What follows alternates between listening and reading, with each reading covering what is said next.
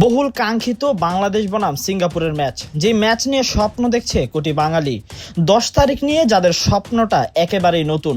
তবে কেমন হবে যদি ম্যাচে বাগড়া দেয় বৃষ্টি?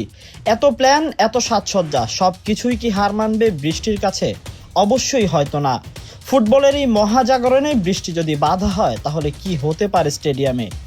এত দর্শক যারা এতটাই উৎসাহিত যে টিকিট কাটার জন্য তাদের যে অপেক্ষা, যারা টিকিট না পেয়েও আশায় আছেন খেলাটি দেখবেন মাঠে না হলেও টিভির স্ক্রিনে। তবে যদি বৃষ্টি দেখা দেয়, তবে কি হবে স্টেডিয়ামের অবস্থা? ম্যাচটি হবে তো?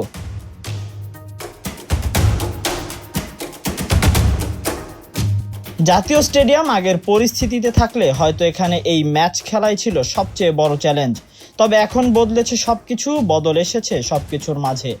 এখন আর চিন্তা নেই, বৃষ্টি হলেও খেলতে পারবেন তারা, কারণ মাঠে পানি নিষ্কাশনের ব্যবস্থা এখন উন্নত মানের। আজ যদিও বাংলাদেশের প্রস্তুতি শুরু করার কথা ছিল এই স্টেডিয়ামে, কিন্তু বৃষ্টির কারণে আজ আর প্রস্তুতি সারেনি তারা। তবে ম্যাচের আগেই মাঠ শতভাগ প্রস্তুত হবে, যাতে বৃষ্টি হলেও হামজা সমিতদের মাঠে নামা নিশ্চিত করা যায়।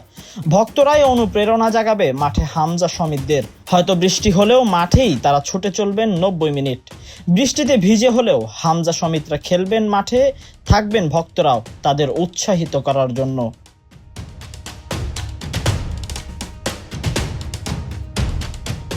Tahsin Ahmed, BD archive.